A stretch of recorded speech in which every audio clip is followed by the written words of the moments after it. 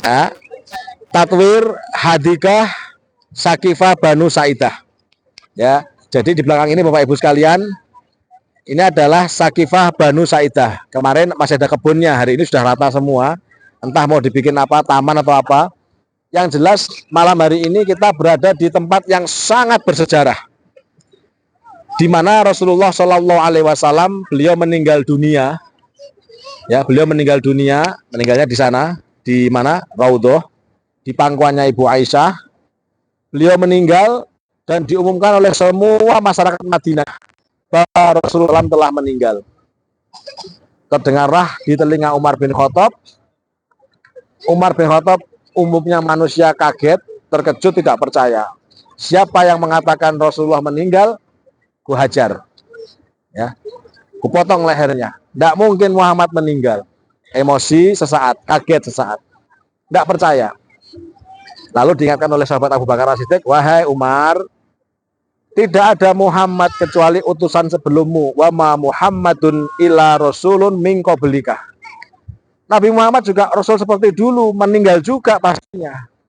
Baru Umar bin Khattab sadar, beliau Rasulullah adalah manusia biasa, hanya beliau mendapat pangkat tertinggi di sisi Allah, bahwa beliau adalah seorang rasul yang menjadi Sayyidul Anbiya, rajanya atau gustinya para nabi. Baru sadar, baru lemah, baru sadar dan menangis. Menurut cerita Bapak Ibu sekalian, menurut riwayat, kurang lebih 3 hari setelah beliau meninggal, orang Ansor, orang Muhajir ini bingung. Nggak ada pesan, nggak ada wasiat. Setelah ini siapa, setelah ini siapa pengganti beliau Rasulullah. Seolah-olah sahabat pada waktu itu nggak siap. Loh, Rasulullah baru kemarin, 2 tahun yang lalu baru haji. Ya, jadi Rasulullah meninggal kurang lebih tahun 13 Hijriah, haji tahun 10 Hijriah. Baru 2,5 tahun haji, kok udah meninggalin? Seolah-olah nggak percaya. Baru diajari syahadat, sholat, puasa, zakat, baru haji. Belum lama setelah haji beliau meninggal. Ternyata haji wada adalah haji pamitan beliau, selesai menyampaikan risalah, selesai menyampaikan daripada pesan Allah untuk umat akhir zaman, yaitu menetapi agama Islam dengan rukun Islamnya yang 5, syahadat, sholat, puasa, zakat, haji. Nah, akhirnya Bapak Ibu sekalian, sahabat-sahabat masing-masing punya jago sendiri-sendiri. Ya, yang dari Muhajir punya jago, yang dari orang Ansor jago. Muhajir siapa? Orang yang datang dari Mekah ke Madinah. Orang Ansor siapa? Orang yang tinggal di kota Madinah. Mereka menyambut kedatangan orang Muhajir. Satu punya jago ini. Sehingga menurut cerita Bapak Ibu sekalian, Rasulullah itu 3 hari jenazahnya belum dimandikan. 3 hari mikir ini, siapa yang menentukan amirnya ini, siapa yang menjadi khalifah ini, siapa yang jadi pengganti ini. Dari Ansor harusnya ini, dari Muhajir harusnya Abu Bakar, harusnya Umar, dan seterusnya dan seterusnya. Sampai 3 hari beliau tidak dilaksanakan fardu kifayahnya, memandikan jenazah dan menyolati kemudian memakamkan. Karena tadi siapa. Nah, pada hari ketiga Bapak Ibu sekalian, di sini tempatnya, ya, namanya Hadikah Kebun Bani Saidah. Nama Bani itu berarti kalau kita itu apa ya? Bani itu kalau kita suku ya, suku atau kabilah ya. Kalau di kita ada apa namanya, kerajaan Hamengkubuwono kan gitu. Ya, terus ada Tidore, ada ya klan lah. Nah, di sini berkumpullah Ansor dan Muhajir. Setelah perdebatan panjang, singkat cerita, saya singkat ceritanya, Abu Bakar As-Siddiq diangkat, dijabat tangannya oleh Umar ibnul Khattab. Di seandainya Umar bin Khattab menjabat Abu Bakar, diambil tangannya, wahai Abu Bakar, engkaulah yang paling berhak atas kelanjutan kepemimpinan beliau Rasulullah. Karena engkau adalah laki-laki pertama, rijal pertama yang mengakui bahwa Nabi itu seorang Nabi. Maka Abu Bakar pangkatnya As-Siddiq, orang yang membenarkan. Pertama kali laki-laki sak jazirah Arab yang percaya bahwa Muhammad itu Nabi, ya Abu Bakar. Sekaligus mertua beliau dari anak bernama Ibu Aisyah. Jadi sahabat pertama yang mau Islam, mau ngakui beliau sebagai Nabi, dan beliaulah akhirnya yang melanjutkan kepemimpinan Islam di kota Madinah dan seluruhnya. Nah, maka pada saat di sini Bapak Ibu sekalian, diangkatlah Abu Bakar menarik tangannya Umar bin Khattab.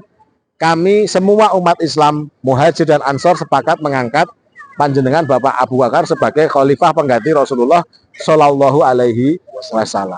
Dan ternyata setelah itu banyak cerita hadis bahwa itu sudah pernah terjadi dalam mimpi dan dalam sebuah cerita bahwa Nabi pernah di dalam sebuah telaga, Nabi di dalam, ada orang mengetuk pintu. Setelah dibuka, Abu Bakar suruh masuk. Nomor 2, keluar masuk Umar, suruh masuk. Itu artinya mentakwilkan bahwa beliau satu makam, satu liang lahat di Raudhah. Atau diartikan bahwa setelah Nabi tidak ada, penggantinya adalah beliau Abu Bakar As-Siddiq. Nah, di Bapak Ibu, di sini tempatnya. Tempat diangkatnya pertama kali khalifah setelah beliau meninggal, yaitu Abu Bakar As-Siddiq. Jadi kalau mau tahu, nah ini hotel kita kan di situ. Maka saya kemarin bilang kan, Bapak Ibu sedang makan di tempat. Kalau dulu ibaratnya dulu tempat apa berkumpulnya, ya apa tempat ngopinya, tempat nongkrongnya, tempat berkumpulnya kaum Islam Muhajir Ansor di sini. Ya kalau sekarang apa ya tempat berkumpulnya dewan-dewan atau apa ya kurang lebih begitulah di sebuah kebun ngumpul-ngumpul begitu. Sepakat bahwa Abu Bakar sebagai khalifah pertama. Walaupun tanda kutip bagi mereka yang kaum Syiah tidak membenarkan itu, harusnya yang menjadi yang menjadi khalifah adalah mantunya atau sepupunya, yaitu Ali bin Abi Thalib yang mendapat istri Fatimah. Itu kan perselisihan antara berbeda pandangan, tapi yang kita akui sebagai aliran Sunni atau memahami sunnah bahwa Abu Bakar adalah khalifah pertama. Setelah itu Umar bin Khattab, setelah itu Utsman bin Affan, setelah itu Ali bin Abi Thalib. Nah, maka Bapak Ibu sekalian, kita mendekat, itu tempatnya bersejarah. Dan menurut cerita Bapak Ibu sekalian, ya, di sini ini adalah tempat pacuan kuda atau berlatih perangnya umat Islam. Sini ke sini. Latihan memanah, latihan bermain pedang, berkuda, ini di sini. Iya.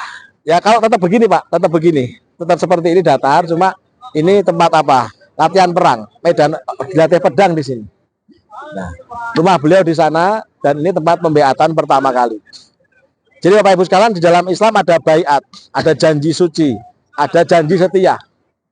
Nah, Abu Bakar As-Siddiq juga mempunyai ijtihad. Ijtihad pertama beliau adalah di masa ditinggalkan Rasulullah banyak sahabat yang tidak mau zakat. Zaman Rasulullah mau zakat, zaman Abu Bakar nggak mau zakat. Maka Abu Bakar membuat acara, membuat ijtihad. Siapa yang di zaman Rasulullah mau zakat, di zamanku nggak mau zakat, aku perangi. Karena sebetulnya zakat itu perintahnya Allah, bukan perintahnya Nabi Muhammad. Allah perintah wa atuz zakah. Nah, maka Bapak Ibu sekalian, di setiap pemimpinan khalifah ada ijtihad-ijtihadnya. Di zaman Abu Bakar selesai seperti itu, zaman Umar ada lagi aturan-aturan yang lain yang baru yaitu termasuk sholat tarawih yang dijadikan satu imam, ya kan? Tarawih yang zaman Rasulullah hanya sendiri-sendiri beberapa kali saja. Zaman Umar bin Khattab dibuat tarawih itu sebulan penuh, ada imamnya, ada jamaahnya. Di zaman Utsman bin Affan ada ijtihad baru yaitu menyusun Al-Qur'an. Jadi mushaf Al-Qur'an yang jenengan baca ini 30 juz itu ada di Khalifah Utsman bin Affan. Yang punya hafalan-hafalan sudah mulai tua, mulai meninggal.